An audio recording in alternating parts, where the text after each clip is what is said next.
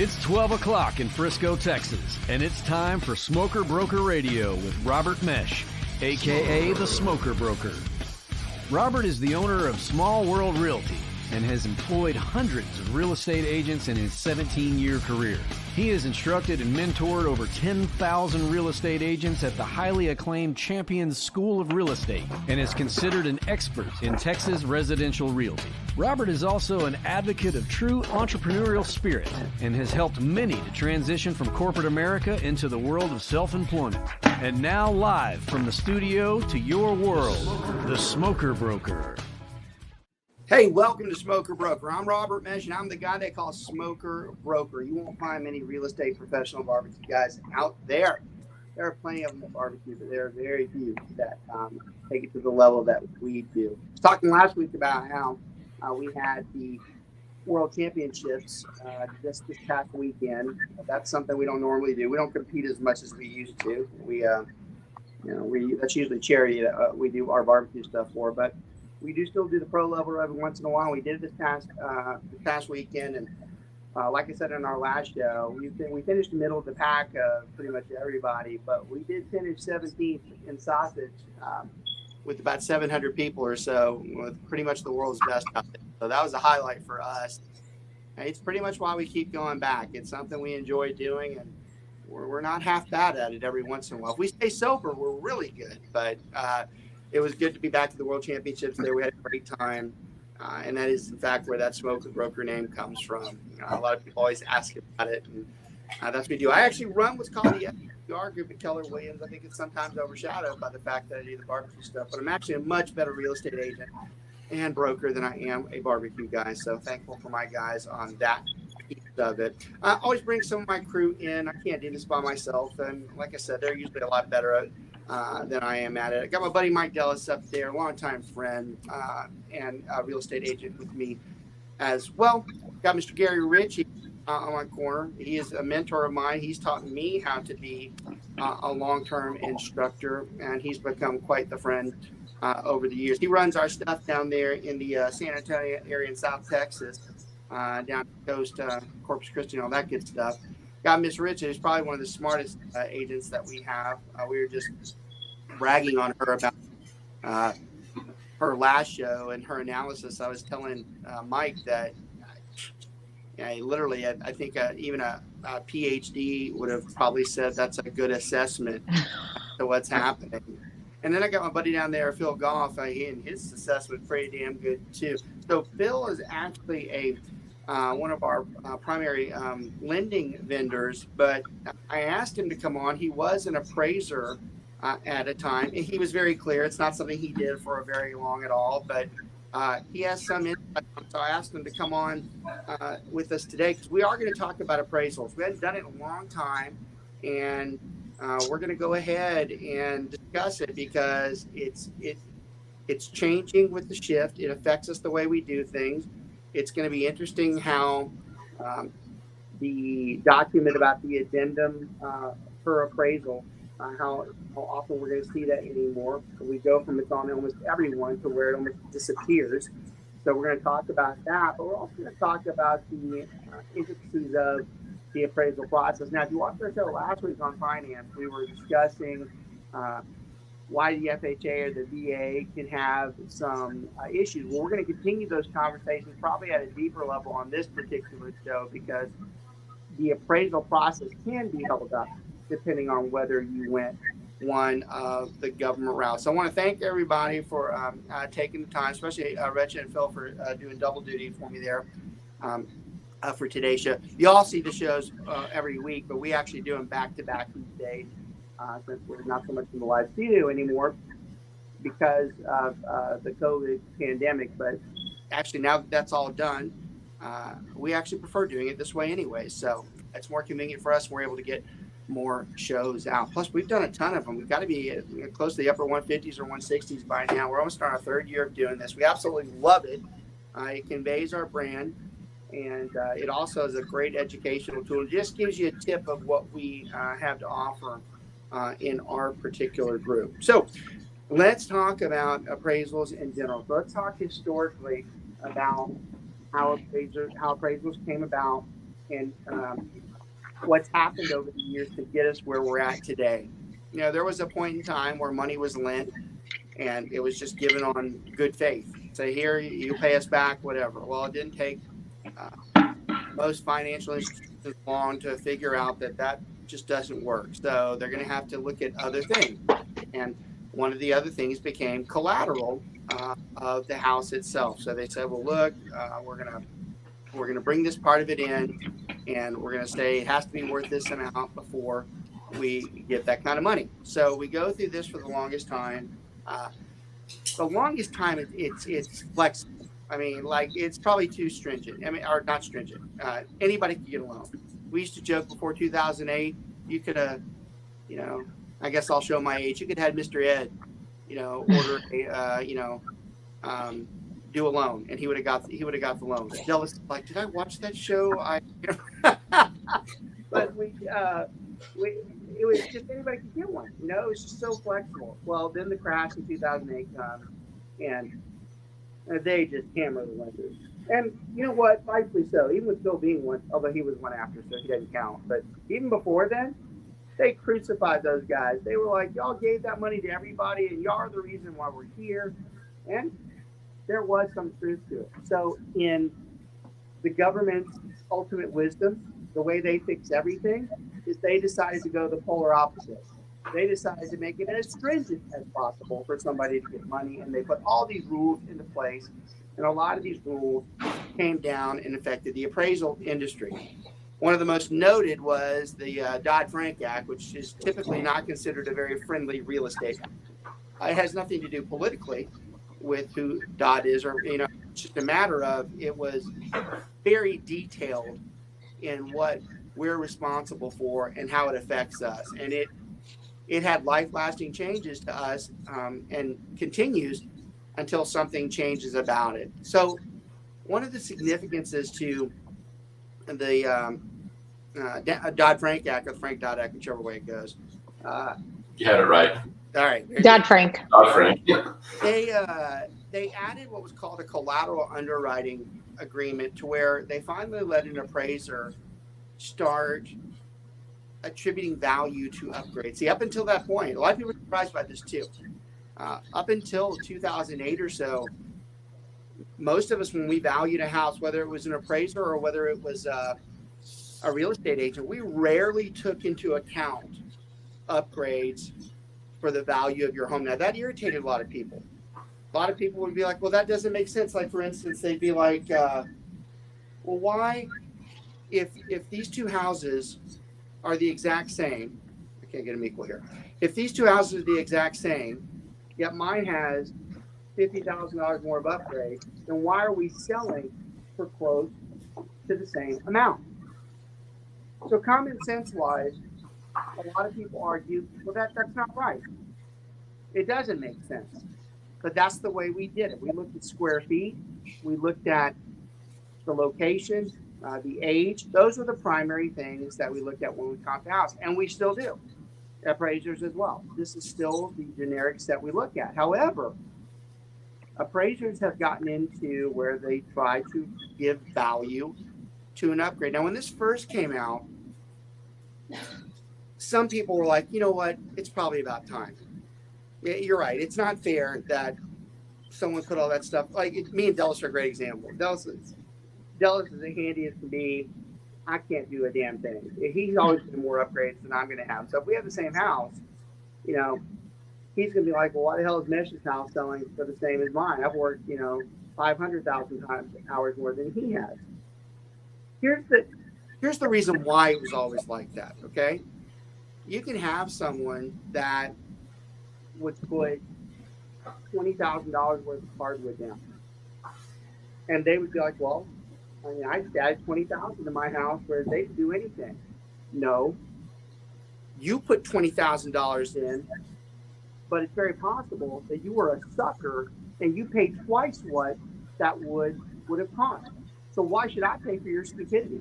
Why should I pay $20,000 because you did? Like, me and Mike are a great example. Mike would be the guy, or whatever I would buy, I would have spent 20, and he would have gone and probably spent 7 on it and said, well, you're a dumbass. Why'd you do that? So this is out there. Okay. This is a problem that we have. And the appraiser goes in, and Phil was super clear about it. He's like, hey, I'll come on and answer basic questions. I'm curious about his opinion when it comes to saying that is worth this. I want to hear him say what he would think, because I've always been of the opinion, I think they just threw something out there and said, that's as close as I can come to it. Because here's the thing, no matter what, no matter whether Phil's right, no matter whether I'm right, it's subjective. And anytime you have subjectivity into adding an amount to something, we're going to have problems on an ultimate value. Yeah. And if that ultimate value is off, we could have an issue with a loan falling through. So I want to bring my friend in, Phil, here. And like I said, I appreciate you coming back to back for me. And I appreciate you saying, hey, look, I can answer a few, because I get that. But your few is going to be good enough. Tell me your generic feeling about when you became, I actually like the fact that you only did it for a little bit, because I think your answer will be more genuine. How did you feel about when you first started looking at appraisals? Were you doing it during the time where they did start saying, hey, you can account for an upgrade or take away for lack of upgrades? So to be honest, I don't remember that being a hard, fast rule. Okay. However, as part of your comparisons, you look for houses that are similarly upgraded. If you have a house with a pool, you look for at least one comp with a pool, so you can see what the value difference is between a house with a pool and a house without a pool.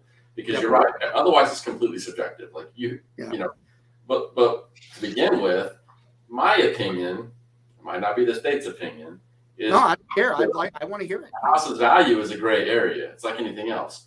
Your house could be worth between $250 and $280. And I think the reason that appraisals began, with everything you're saying, was more to stop predatory stuff from happening, right? People from coming and buying houses way less than they were worth and way more than they were worth. So, to me, if it's within $10,000 or so, I don't really see a problem. Phil, you just said something, and I know it's because you have the same background that I do, and it's something that I'm very passionate about, and I still don't understand why I'm not listened to. So Phil has an accounting background like I do, and it doesn't surprise me he said that the way that he does, because he's alluding to something that is terribly missing right now in this appraisal issue that we have. Most large corporations, when they do their accounting, there's no fancy word for it. They use what's called a plug.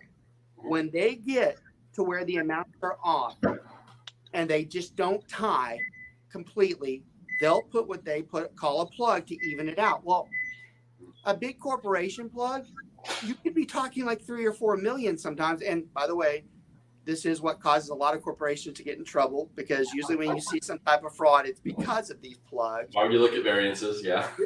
Right. Well, here's my thing. The way it's drafted now, an appraiser comes in, we're at, $300K value. The appraiser comes in like at $295. That should never fall through because of its proximity. He actually said the right amount too. Like if it's within 10%, I'm like, the whole purpose of the appraiser was to stop fraud. It undermines the free market. That's right.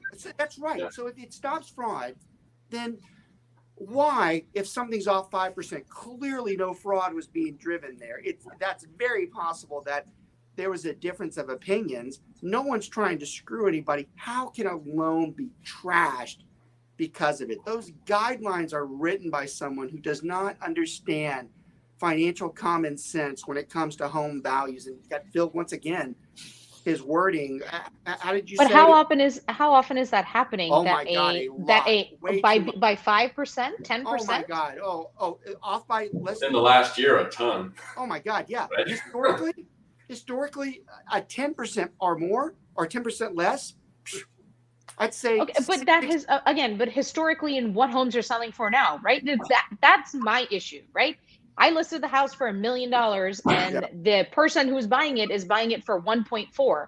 So if you're telling me my appraisal came in at 1.390, how is that possible? My house is worth $1 million based on sales, not what somebody's willing to pay for it. Right. Definitely last couple of years, a different type of appraisal issue. This time, we're not talking so much about was there an upgrade to or a lack of upgrades that caused the upgrades just go out the window. Right, it makes right. no We just got difference. someone paid more, What right? upgrade? You can have a Right. pool, you can have an asbestos infection, infestation at that point. It doesn't matter. Right. So like, how do you account for that gap in terms of an appraisal, right? And so then why can the appraisal fall through in 5%?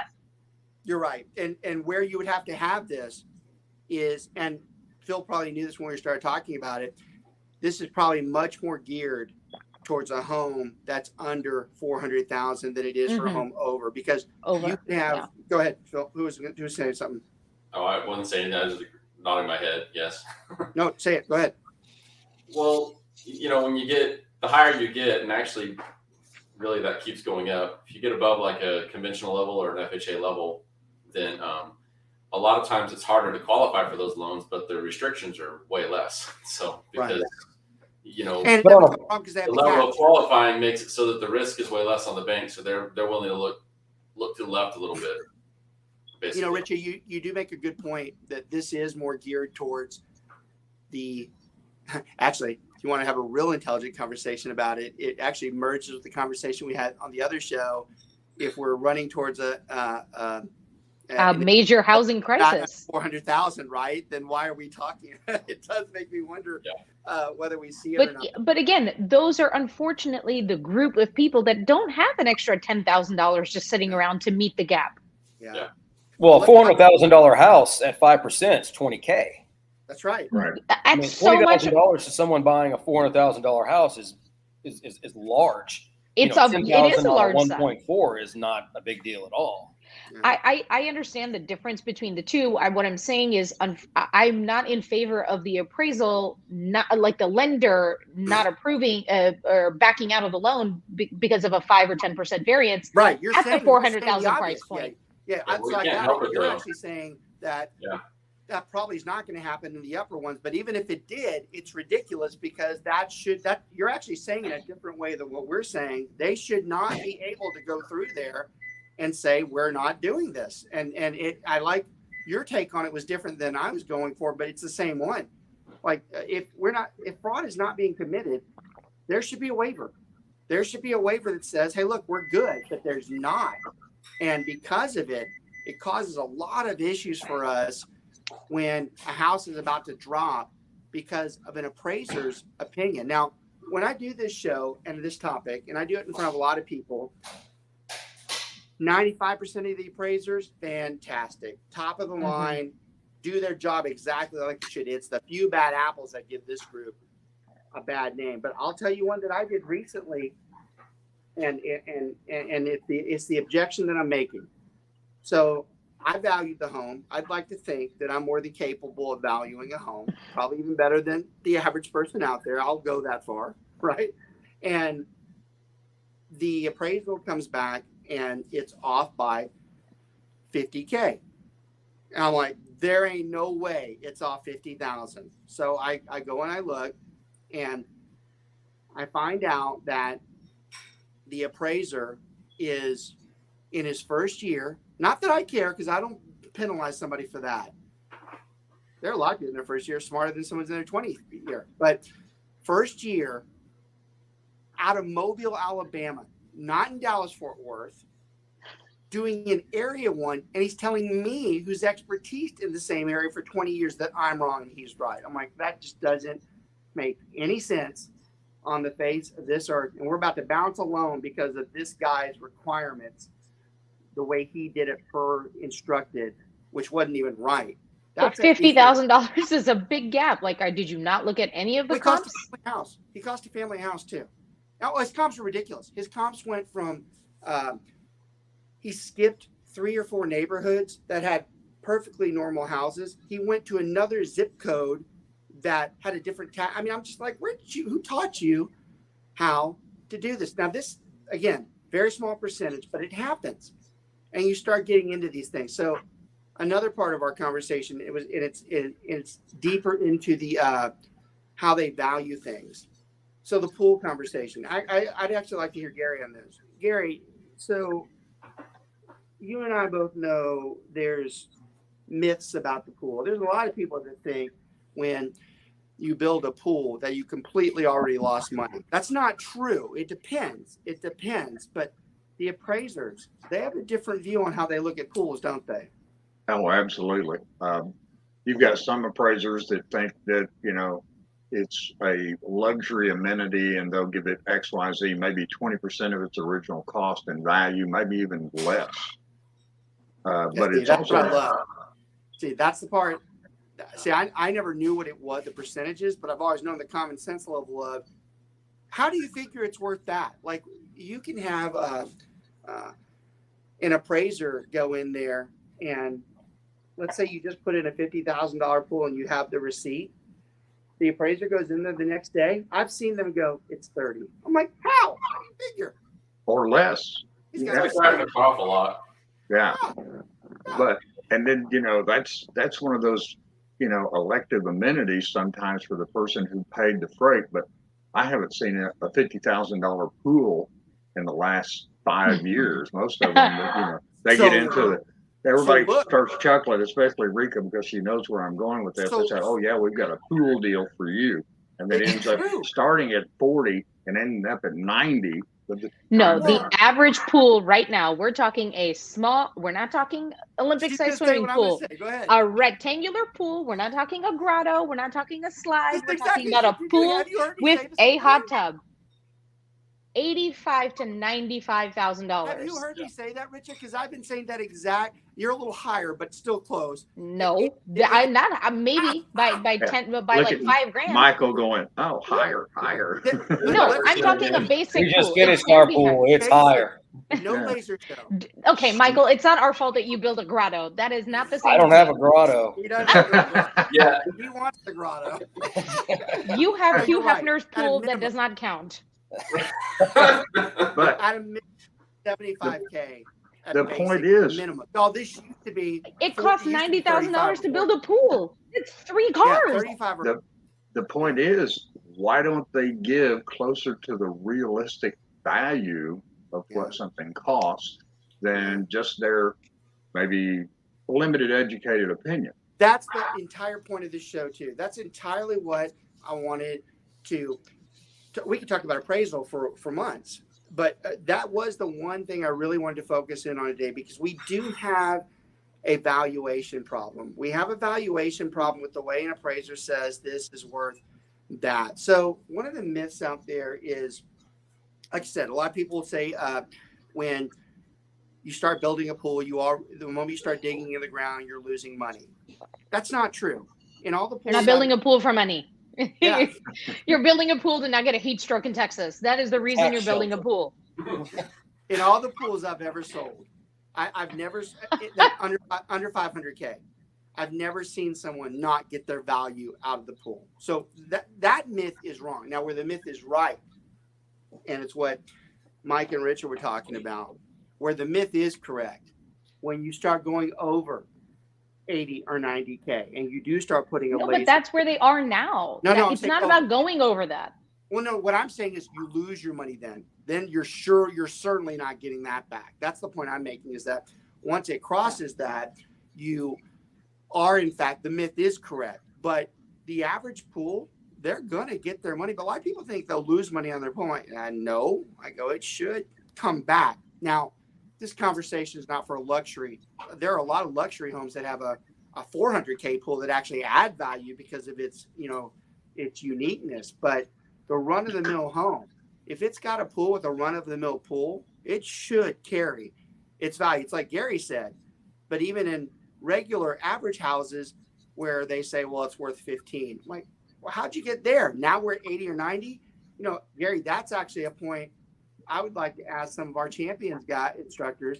I'd be like, or the appraisers like Robbie and them, I'd be like, hey, how are you teaching that right now? You realize that the price of a pool has gone up, right? You guys aren't still teaching them that you value a pool at 15. That's actually, I'd like to know, because I don't think some of them are doing it. I think they're just going by standardized, and this is just my opinion. This is not backed up in any fact, but I've seen so many appraisals to where they had a really nice pool, something like Michael has, something like Richa would appreciate. You know, my pool is a little green thing in the Right backyard. So, but the key thing is historically they way undervalue because they do not know the true replacement cost. And let's go to a method of the appraisal. The replacement cost of what a swimming pool is, or maybe just not willing to allow it. And I love then it. I love it. I love it. I love the pool. I love that example. You know, we can switch the conversation. This is one of my favorites, and I saw this one recently. There's one of the big islands, you know, and the appraiser, he tags it as granite, and he gives it a $5,000 value. So I go through and I look at the appraisal and I see where the upgrade is. So we don't normally talk to the appraisers. I want to make that very clear. We're not supposed to, and because of that friendly, you know, Dodd-Frank Act or whatever. But sometimes absurdity just can't stop someone, whether it's federal law or not. Nothing is a federal law about telling someone that's ridiculous what you just said. So in this particular case, I called the guy. Surprised he answered me. I saw on that appraisal that you put $5,000 down for that granite. He's like, that's correct.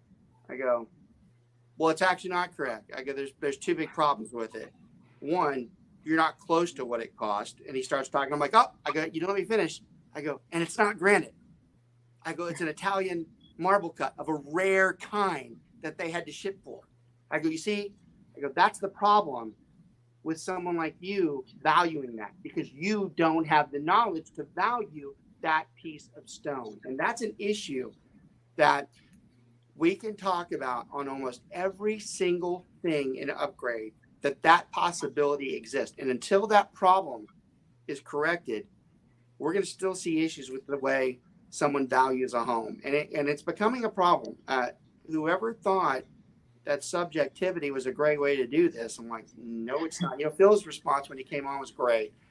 You know, he said, well, we account for the upgrades, and we do too.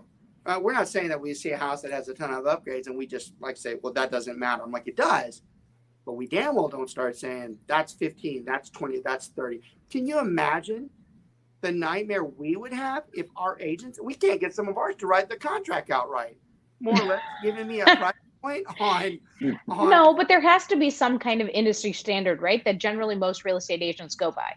So yes, marble is different than granite, but marble I bought in America versus I wanted this unique one of a kind shipped in thing from Italy. That's a personal choice that you made, and that's the price and cost of luxury that you have paid to enjoy for yourself. You bought it for your enjoyment, right? You bought it for your enjoyment. There is a tax, there's a fee, whatever you want to call it. There's a price you pay for enjoying the luxury.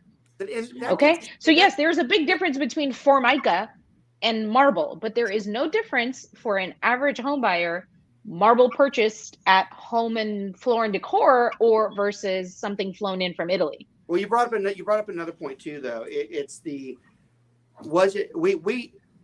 whole reason why for years we would tell people, like the earlier example I gave, that you put $100,000 into your house. I'm like, I don't care. I hope you enjoyed it.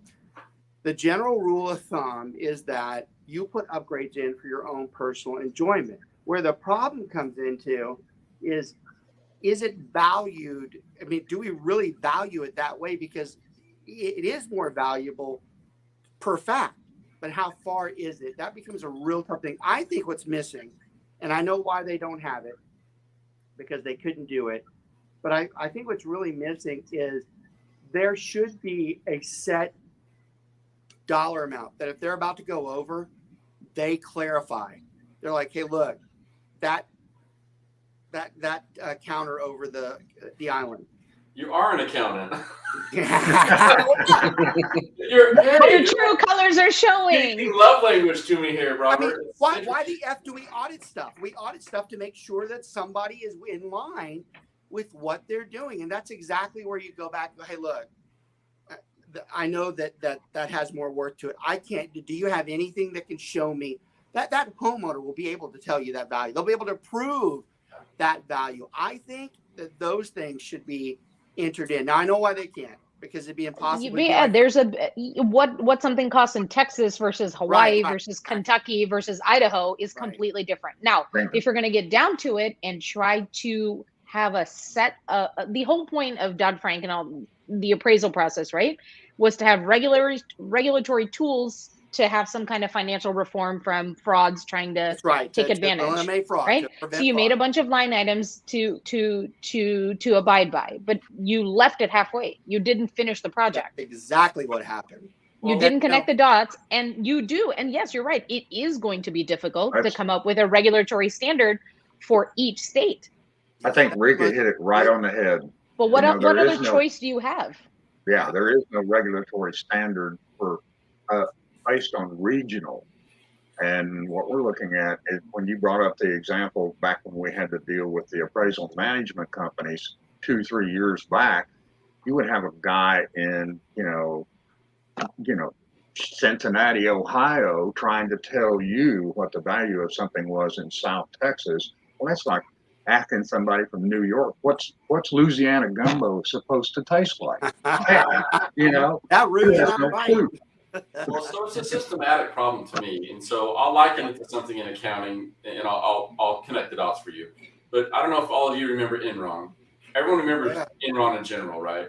So in the accounting world, it used to be you did things because you knew they were the right thing to do, and then some people came through and did the wrong things. And so the way they fixed it was they made so many rules that now no one knows what the right thing is and not. So they made too many rules. So now you can't actually do what the right thing is, even if you know you're doing the wrong thing, because you'll get your license taken away. And I think there's a lot of that in appraising, right? So we've got to the point where common sense isn't even a question because these guys are worried about their license. I personally knew 3 good appraisers that didn't make it through that. And I could have told you, knowing them, they were good guys trying to do the right thing. They weren't messing with values, but they made so many rules they took out the ability to use common sense. So you just brought the other point that I wanted to make too, and anybody who follows me and it's a primary punchline I use for everything. I do detest when common sense has been removed because.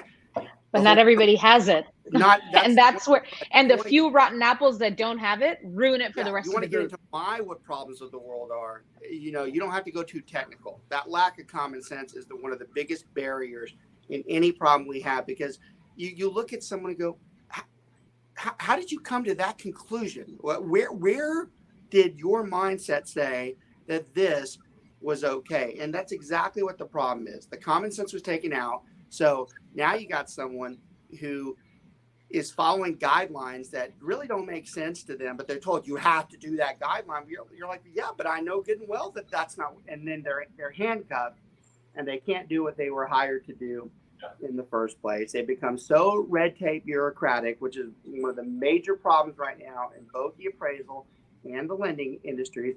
And in defense of them, I get it. The amount of deceitful people out there and what they're able to pull probably merits it. There's got to be a happy medium between someone going, wait, there's no way that house was off 40 or 50K. If you went by the guideline, great, but what you did was too far. There's no way anybody, even a child, could have come in here and said, this is worth that. That's the type of mentality that should be used, and it's missing. And it goes back to the old saying where, you got very high up people, powerful people making decisions that affect the people that use it day to day that actually don't know how to use those things. I'd love to.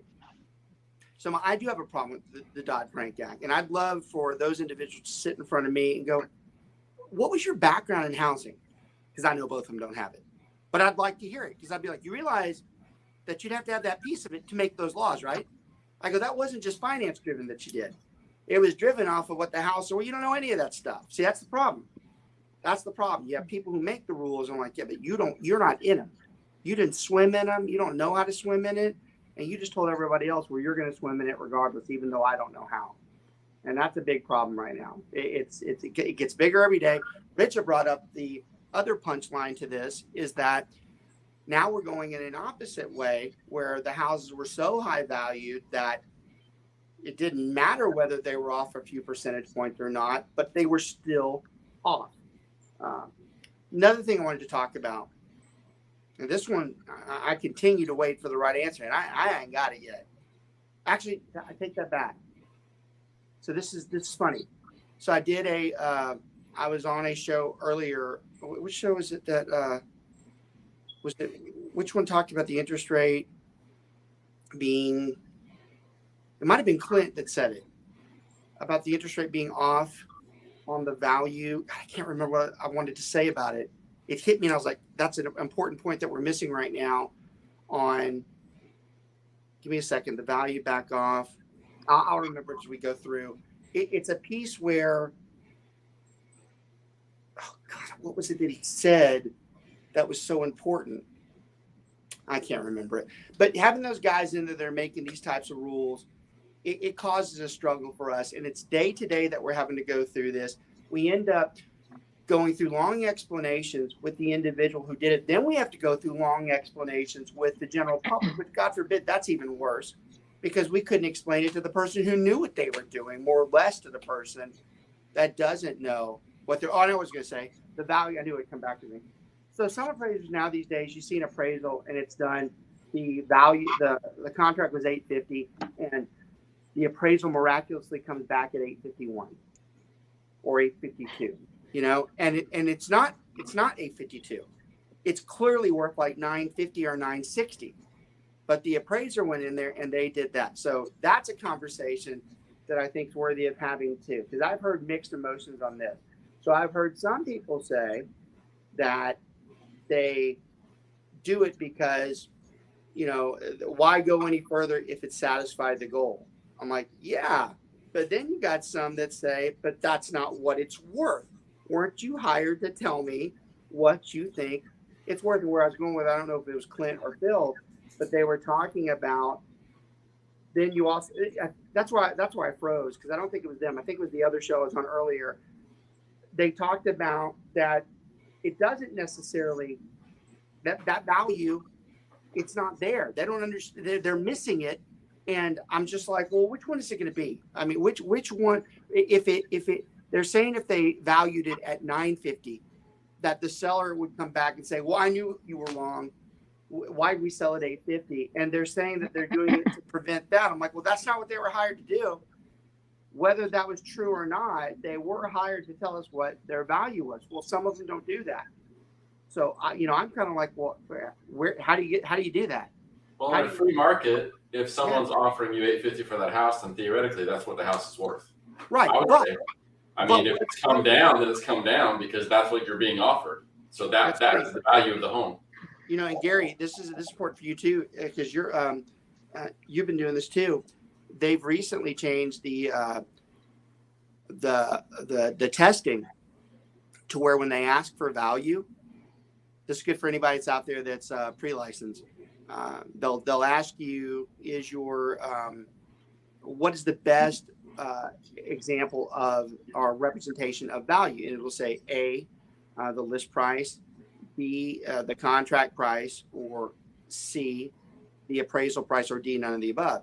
And the answer is the appraisal price. They do say that the appraisal value is the market value. Even if the appraiser was wrong, they're saying that is the value. I found that interesting. I was like, and that I just have to sit in front of a classroom of newly about to be licensed either agents and some more experienced brokers. And whenever I use that as an example, I cringe every time I say it, because I'm saying, okay, I want to add a little footnote, if the appraiser really knows what he's doing, but you can't say things like that. But we're educating the public to accept one individual's, shall we say, professional licensed opinion of what value is, and not to put another layer of pepper on top of the already salty dish. I just was presented with a big problem by one of my agents down here, where a guy, really nice home, 4 years old, about 2,000 square feet. He elected to go ahead after he had this built on his acreage and upgrade and put after the snowmogeddon of 2020, which I think we all remember. He said, well, I'm not going through that again because I'm out in the country. He put in honestly, a 200 square foot solar panel array with a backup battery system and automatic switch, and he said he spent 50K on it. I went, golly. And quite honestly, what value does that have now? Yeah. There's a guy next to him that's basically got a butane tank sitting out, behind his, tool shed,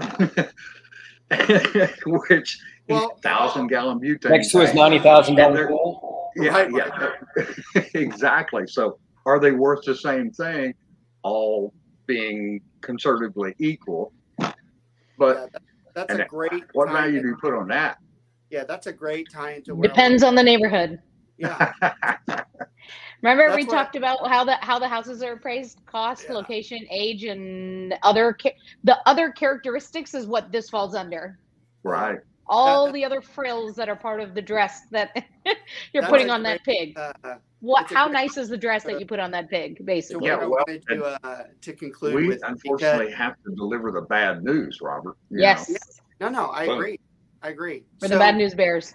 One thing that Gary's talking about, and it's a great way to segment to the ending here. It does bring up the question: what does the future look like when it comes to appraisal? So Gary brought up something that is more obscure, but I'll bring you up something that all of us are starting. Hey, it was a great show. Yeah, I like that. Yeah, that's a great point. There he is. He's back. It's getting to cliffhanger. We're going to start seeing the wind. We've seen a lot of the wind powered stuff. So you see a lot of the big, like a university, like up in North Texas, the University of North Texas. You see all the big windmills. You see in Coppell, on North Lake. These are places that are powered because of wind. We've been seeing recently a lot of luxury homes that you have like Gary was talking about, not solar panels, but we've started seeing windmills on top of the pool equipment, and it's using the power from the wind to power the pool. Well, y'all, that technology is expensive, whereas solar panels. That's $20K. Yeah, Whereas you see solar panels. 30 years ago, nobody could afford them. Well, even today, they're still expensive, but they're still more affordable. So you see more of them. Well, you're going to start seeing that with wind, especially in places like Texas, where wind is very prevalent. And, a lot of people always refer to Chicago as the windy city. I'm like, that's a political term, right? It's not a weather term. It refers to how many people come in and out of office. We are actually the windiest state in the country. Well, you have people that are learning how to harness that power. It's only a matter of time before those devices become more prevalent. And then you start saying just what Gary said. Well, how much did that cost? Was it 50? Was it 30? And are we now talking about something that was for the seller's enjoyment, or was it talking about, no, that actually improved the value of that house because that house's power bill is significantly lower than that guy? So you start getting into how does that work? Where does that go? And the one last thing I'm going to mention, and this is a whole nother show combined. In fact, Phil, we might bring you back to this one, and Clint as well. When you start talking about what assumptions are going to do, this country is about to witness the greatest amount of assumptions in the history of us doing this. You have hundreds and thousands of Americans who purchased a home under a government note that most are assumable at under 4%. And you're about to get to a market that might be at 7 or 8%. Those people are about to put their houses on the market, and they're going to flat out say, the guy next to me, you're paying 8%. You can get my house for 4%. So I'll cut you a deal. You give me another 75 or 100K for my house, and I'll save you 200, 300K in interest. I can't wait to see how we start valuing that, because what you're going to find is you're going to start getting MLSs that are going to actually have to have an addition that says this was given on an assumable and they're going to have to factor that in. So the conversation is fascinating when it comes to the world of appraisal and how it affects us. And, today's judgment was really just to talk about some of the problems that we have. So for all the agents, that are especially new inside that 1 to 5 year range, the takeaways today should have been, look, some of those things can cause problems and you need to get yourself familiar with them. But the subject is greater and much deeper than what we discussed here. Y'all, I want to thank everybody for always watching. I want to thank my buddy Phil Golfer coming on again. Of course, always Michael, Gary, and Richa, good friends of mine. We can't do the show without them. Literally on almost 3 years now, 150, 160 episodes or so, which continues to show the content is very valid for the people who watch. So thank y'all for watching. We'll see you guys soon. Take care. Have a good one. Thanks, Robert. Yep.